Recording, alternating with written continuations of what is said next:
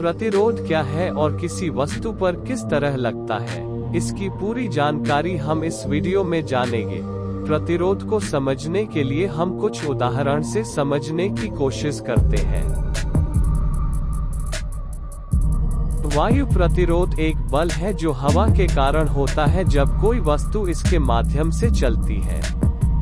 यह बल हवा से गुजरने वाले पिंड के विपरीत दिशा में कार्य करता है। वायु प्रतिरोध गतिमान पिंड के विरुद्ध घर्षण बल लगाता है। हम कुछ उदाहरण से समझने की कोशिश करते हैं। यदि कोई शरीर चलना प्रारंभ करता है तो वायु प्रतिरोध इसके गति को कम करने का प्रयास करता है। या अगर कोई पेड़ का पत्ती पेड़ से टूटकर नीचे की ओर गिरता है, तब गुरुत्वाकर्षण बल पत्ती पर नीचे ओर तथा वायु प्रतिरोध ऊपर की ओर लगता है।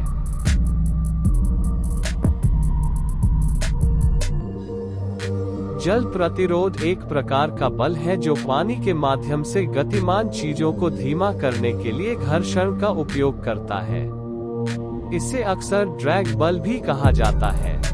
जल प्रतिरोध केवल पानी पर ही लागू नहीं होता है, यह किसी भी प्रकार के द्रव पदार्थ के माध्यम से चलने वाली वस्तु पर हो सकता है। तरल में कणों के गति के कारण जल प्रतिरोध होता है। उदाहरण के लिए, जब एक हवाई जहाज हवा में उड़ता है तो हवा के कण हवाई जहाज से टकराते हैं, जिससे उसके लिए हवा में चलना मुश्किल हो जाता है।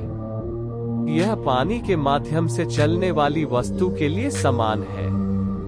यदि आप तैरने जाते हैं तो आपकी त्वचा और पानी के कणों के बीच घर्षण होता है। इसे जल प्रतिरोध के रूप में जाना जाता है।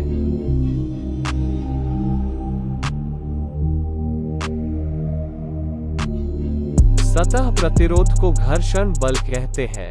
घर्षण वो बल जो वस्तुओं के संपर्क में आने पर दो सतहों के बीच सापेक्ष गति का विरोध करता है। घर्षण बल हमेशा लागू बल की दिशा के विपरीत दिशा में कार्य करता है। हमारे दैनिक जीवन में घर्षण के 10 उदाहरण सतह पर वाहन चलाना, स्केटिंग, चलती गाड़ी को रोकने के लिए ब्रेक लगाना, सड़क पर चलते हुए, नोटबुक, ब्लैकबोर्ड पर लिखना, हवाई जहाजों की उड़ान, दीवार में कील ठोकना, एक बगीचे की स्लाइड पर फिसलना।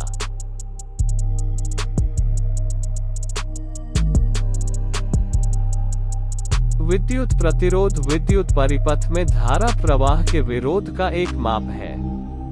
प्रतिरोध को ओम में मापा जाता है।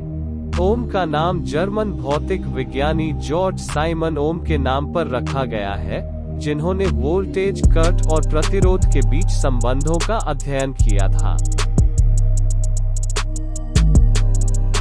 प्रतिरोध को किसी ऐसी चीज को देने से इनकार करने या किसी चीज को धीमा करने या रोकने के रूप में परिभाषित किया गया है। ओम का नियम और प्रतिरोध। ओम का नियम कहता है कि दो बिंदुओं के बीच वोल्टेज या संभावित अंतर प्रतिरोध से गुजरने वाली धारा या बिजली के सीधे आनुपातिक है और सर्किट के प्रतिरोध के सीधे आनुपातिक है। ओम के नियम का सूत्र V = R है।